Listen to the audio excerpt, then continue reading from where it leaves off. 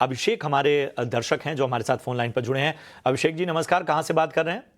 नमस्कार सर, मैं प्रयागराज उत्तर प्रदेश से बात कर रहा हूँ। क्या बात है, संगम किनारे से बात कर रहे हैं। लेकिन इस समय तो क्या मौसम तो थोड़ा गर्म रहता है इस समय प्रयागराज में? हाँ, यहाँ पे इस समय तो बहुत गर्मी है। ओके ओके, चलिए बताइए क्या मदद की जाए आपकी? सर, हमने 3-4 दिन पहले कोचिन सीचार्ड का शेयर लिया था 36 क्वांटिटी 2178 के रेट पे लिया था। ठीक है। तो अभी आगे होल्ड करना है, कितने टाइम तक करना है क्या?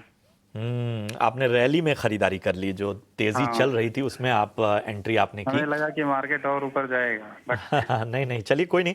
वैसे क्वालिटी स्टॉक है। अजीत जी मैं आपके पास आना चाहूँगा।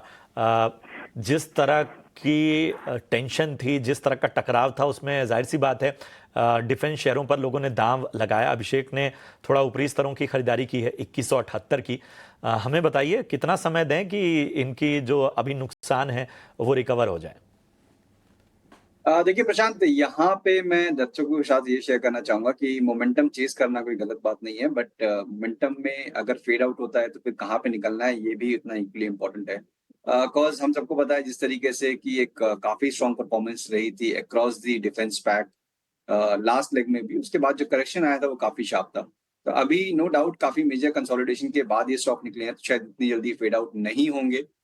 मेरे हिसाब से 1700 का जो जोन है वो काफी इंपॉर्टेंट रहेगा। तो आने वाले दिनों में जब तक ये 1700 होल्ड हो रहा है तब तक उनको बने रहने की रिकमेंडेशन होगी।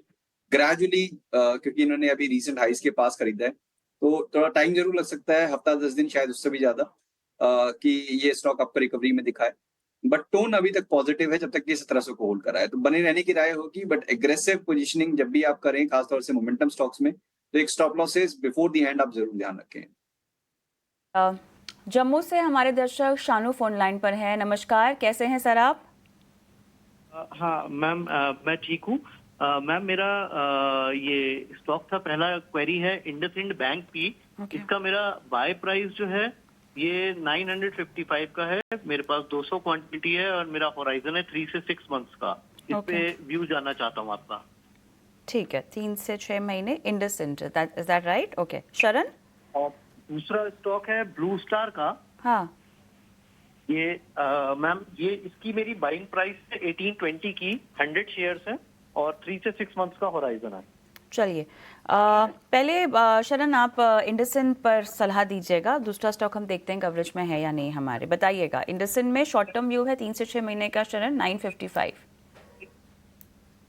कविता जी, इंडसइंड बैंक में तो क्लियरली कॉर्पोरेट गवर्नेंस इश्यूज है, काफी इश्यूज है। मैं तो क्लियरली आपको इंडसइंड बैंक से तो एग्जिट करने के लिए कहूंगा। ये अभी इश्यूज जस्ट स्टार्ट हुए, आगे चल के बढ़ भी सकते हैं। स्टॉक एक बार अपने लो को 630 लेवल्स को रीटेस्ट भी कर सकता है, तो एक बार इंडसइंड बैंक से तो आप क्विकली एग्जिट कीजिए।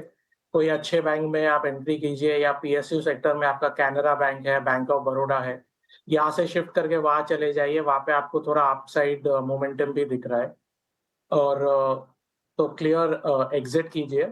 और आपको अगर बने भी रहना है, लॉस लेना काफी डिफिकल्ट बात है, मैं समझ सकता हूँ, मगर आपको अगर स्टॉक में बने ही रहना है तो 750 का स्ट्रिक्ट स्टॉप लॉस भी फॉलो कीजिए। 700 का इंडसइंड में आपको स्टॉप लॉस मेंटेन करना होगा स्ट्रिक्ट। अजीत, ब्लू स्टार 1820 की इनकी खरीद है। कविता, काफी स्ट्रॉन्ग परफॉर्मेंस के बाद अब मुझे लग रहा है कहीं ना कहीं डिस्ट्रीब्यूशन पैटर्न का एक ब्रेकडाउन हुआ, जिसके बाद से ये स्टॉक ग्रेजुअली ड्रिफ्ट कर रहा है। अभी तक जो मेजर सपोर्ट मुझे नजर आ रहा है करीब 1520 के पास नजर आ रहा है। अगर ये लेवल ब्रेक हुआ तो यहाँ पे आपको जो प्रॉफिट टेकिंग है वो एक्सटेंड होते हुए नजर आएगी, क्योंकि इनका नजरिया 3 से 6 महीने का है। मेरे हिसाब से उसके नीचे होल्ड करने का नहीं रखना चाहिए। और रिकवरी के केस में भी करीब 1760-77 का जोन है वो पहला रेजिस्टेंस होगा, क्लोजर टू इस बाइंग प्राइस। तो वहां पे इनको एक बार को दोबारा से रिव्यू करना चाहिए।